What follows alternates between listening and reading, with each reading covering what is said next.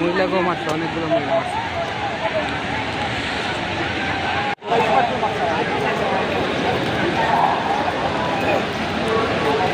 জাকির ভাই পিছে পিছে।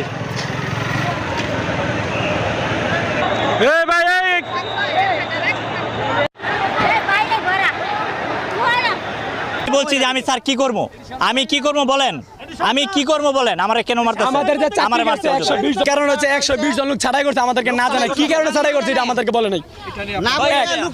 যে কোনো সমস্যা হবে লোক ছাড়াই করবে, কিন্তু কেন? তাদের তো অপরাধ আছে, এটা তো আমরা জানতে পারি। তাদের যে অপরাধ এটা তো আমরা জানা দরকার। হঠাৎ করে ওরা পিছন থেকে এসে আমাদের ধাক্কা ধাক্কি আমরা ফিরাইতে গেছি, আমাদের এই যে মাথা পাশায় বাড়ি দিয়ে আরো দুইজন আমাদের চোখের সামনে আমাদের 12:30 পরে নাইট বিল চাইতে চাই, নাইট বিল দিতে চায় না, এবং কি ঈদ বোনাস দিতে চায় না। আমরা মানে এগুলা দিয়ে আন্দোলন করি না, আমরা কোনো ভাঙচুর করি নাই। মালিকের পক্ষে আসা এই সেনাবাহিনী হলট করে আসা আমগর অত্যাচার শুরু করছে। আমরা শুধু মালিকের সাথে কথা বলতে চাইছি না। আমরা তো আজকে সকালে শোনার পরপরই কিন্তু আমরা স্পটে এসেছি এবং আমাদের সাথে পুলিশ এবং আর্মি মিলিয়ে আমরা কিন্তু এই রাস্তাটাকে ক্লিয়ার করার চেষ্টা করেছি। শ্রমিকরা যে দাবি দিয়েছে সেই দাবি নিয়ে আমরা ম্যানেজমেন্টের সাথে আজকেই বসবো। আমাদের শ্রমিকদের যারা প্রতিনিধি রয়েছে তাদেরকে সাথে নিয়ে আমরা এটা বসবো এবং এটা আলোচনার মাধ্যমে সমাধান করার চেষ্টা করব। এবং শ্রমিক ভাইদের প্রতি অনুরোধ থাকবে, রাস্তাতে কোনো গাড়ি ভাঙচুর করে রাস্তার প্রতিবন্ধকতা তৈরি করে কোনো ধরনের দাবি আসলে আদায় করা সম্ভব না। বরঞ্চ আমরা যদি টেবিলে বসে আলোচনা করি, যে কোনো দাবি আমরা আলোচনার মাধ্যমে এটি সমাধান করতে পারবো।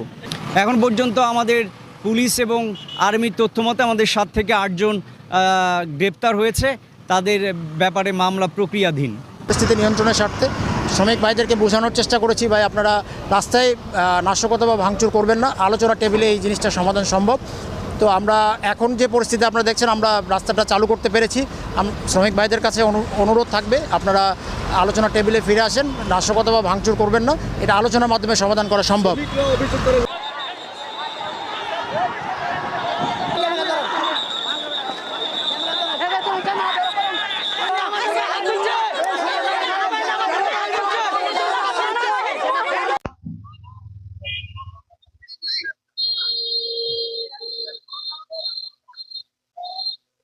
একটা শুরুতে অনলাইনে যাওয়া যাবে।